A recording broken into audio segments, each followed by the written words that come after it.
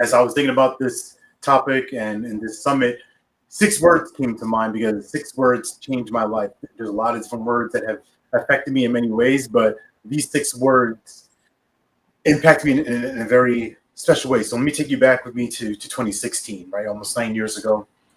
And my wife said, you need to get a job. Okay. This stung, this hurt, it didn't feel good. I did not appreciate it at the time, but it was that nudging that led me to be here on the stage with you. To give you proper context of why I needed to get a job, let's rewind back to 2015. That's a year that I describe as one of the worst years of my life, as a lot of personal challenges happened and a lot of celebration too. So in this 90-day window, I'm going to share with you how life went upside down, topsy-turvy, where April 22nd, my son was born. So me and my wife had our daughter a few years before that, and we welcomed our son into the world. It's amazing. We're excited. It's unbelievable. And 3 days later, my mother passed. Now, it wasn't a sudden death. She had fallen the year before, broke her hip, had another injury, rehab facilities, had strokes, right? All of this within a 6-month window of her health decline and eventually passing on. So I've got a new son. I've got a preschooler that I'm still keeping attention to. I'm grieving. And then fast forward a few months later, in July of 2015, I'm laid off. I'm fired from a job. So unemployed father to grieving son, trying to make sense of the world, grumpy husband. And I'm also trying to build a financial service business at the time. This is my first foray into entrepreneurship. So my job is to recruit life and health insurance agents. I'm going from Wall Street back to my home in Long Island. That's where I'm living at the time. So every day I'm riding the train and I'm thinking to myself, I should be prospecting more. I should be doing this more. I should be doing that more. But like I said, I'm grieving. I'm thinking to myself, why didn't I say this to my mom? Why did I treat her like this? I'm having all of this guilt and anger over her death. I'm not resting well because there's a newborn in the house. Nobody sleeps when a newborn's around. I've got a preschooler I'm trying to take care of and engage with her and be there as her dad and also be a partner to my wife. But also, where's the space for me? And there was no space for me. As I'm going on these train rides, I'm thinking on the Long Island Railroad, I should be doing this. I should be doing more of that. And I'm not. I'm re-examining my life. I'm thinking about these old stories that I told myself as a kid that you're not important. You're invisible. You're not here. Who would want to listen to you? Why? What makes you so special? And there's other words and letters I would attach to that, right? There's 4-letter words, all these thoughts bringing into me. I'm attracting all this misery and anger. And I'll get to you in a second, JB. But this is the foundation. That's where this really starts as far as my journey to speaking into coaching. It came from this place of grief, of misery. But through my wife saying these 6 words to me, I landed a job that transformed into my profession, into my career, because it gave me a crash course of full-on immersion into the world of speaking, professional coaching, and marketing. And if you have some questions for me, I'm happy to answer. Well, yeah, actually, I have tons of questions for you. As you know, part of what I enjoy doing about speaking with great speakers like yourselves and some of the other members of the panel today is that I get to know who you are from the body of work that you've published. And so one of the things that became really clear as I was doing research is really to understand how you implement the win-win communication strategies and how leaders can practice it on a daily basis, and how important that is to making sure that they're able to take the next step in their careers. Can you explain how you use that? Yeah, for sure. The way that I use that is, one, by living it, by experiencing that.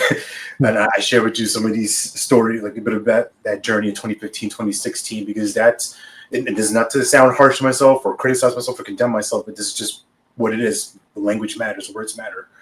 I was losing in life. I was potentially losing my marriage because there was just so much tension in the house over finances. I was losing as a dad because I'm not present with my kids. I'm losing as an entrepreneur because I'm not generating enough business. I'm not making enough connections. I'm not strong in my stance. I'm shaky. my confidence, right? If I was a boogie board, right, I'm shaky. I can't get this. I need to stabilize.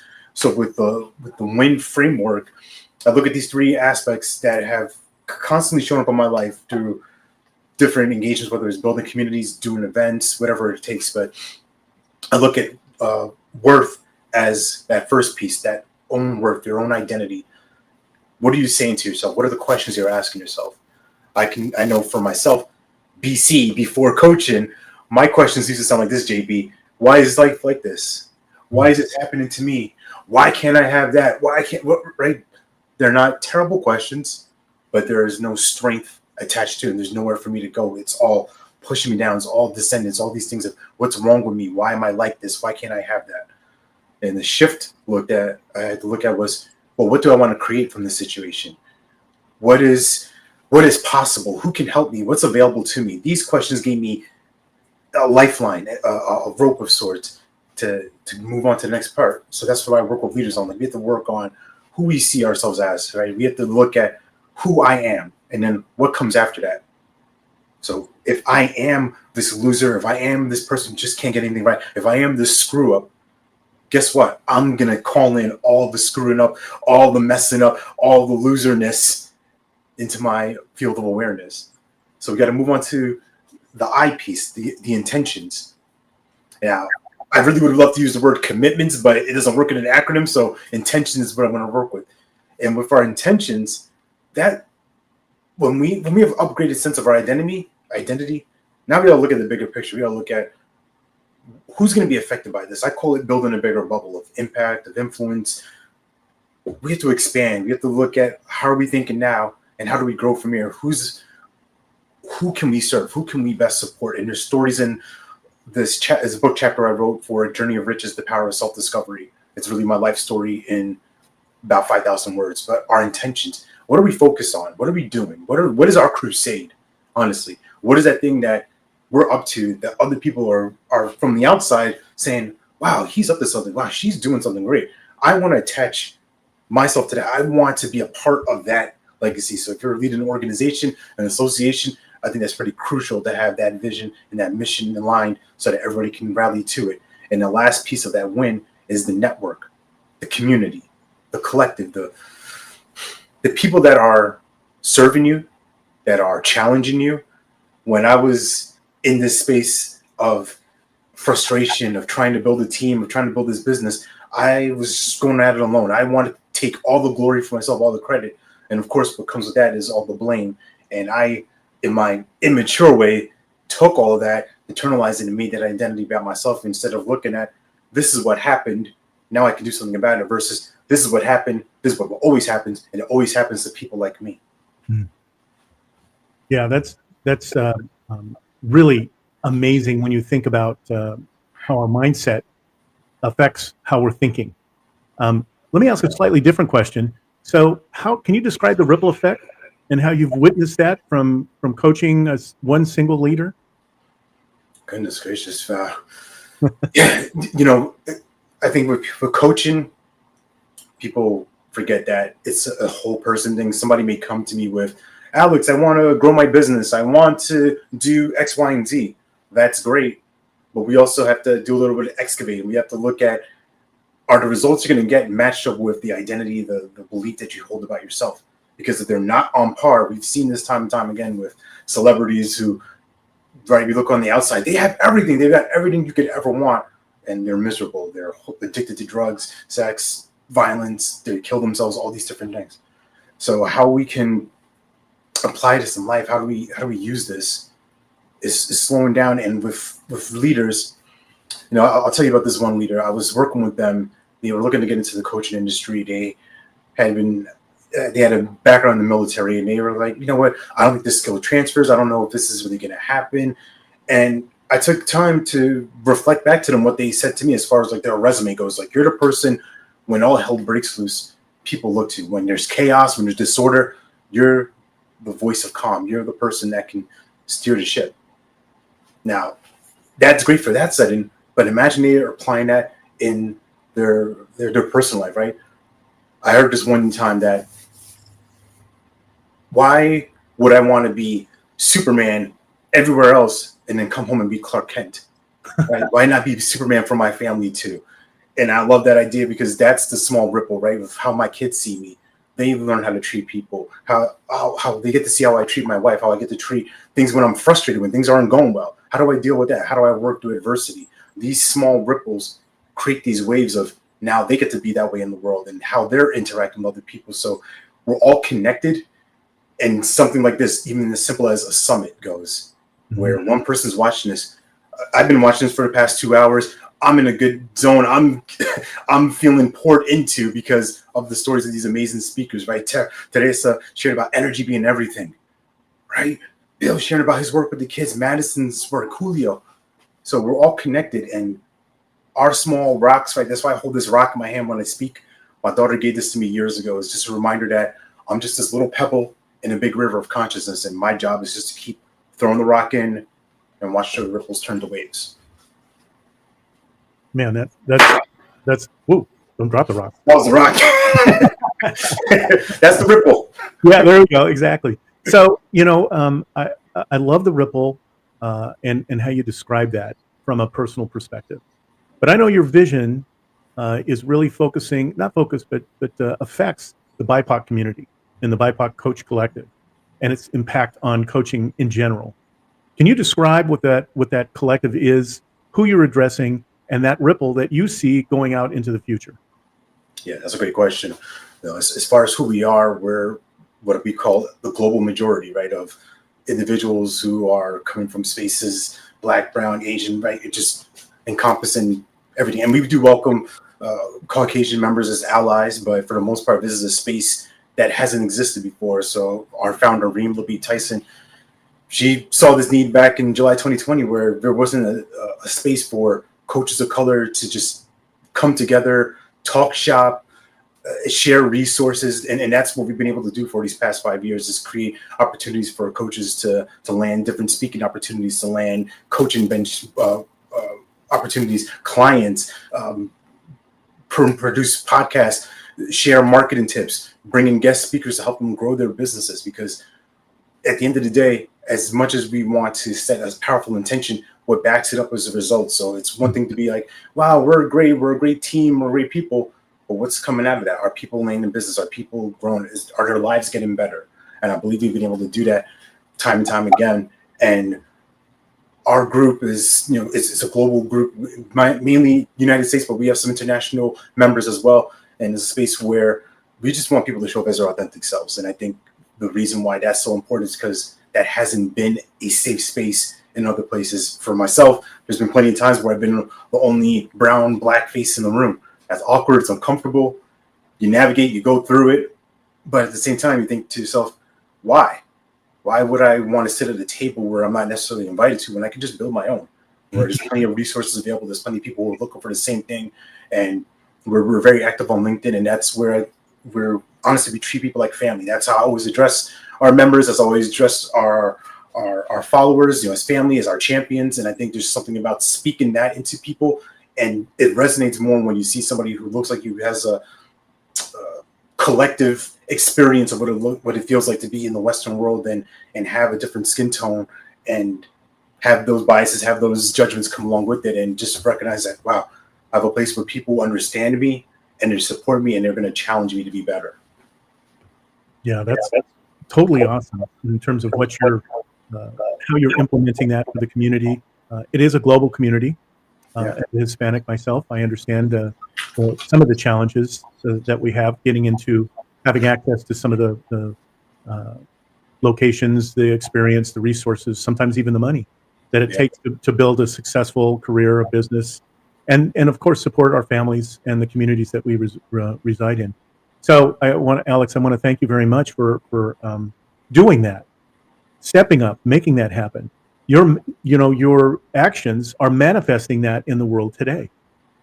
And so if we talk about the manifestations and the actions and those types of things that are going to happen, what one or two things you'd like to leave for our audience that would enable them to take action today to build a bigger life for themselves personally and professionally? What impact?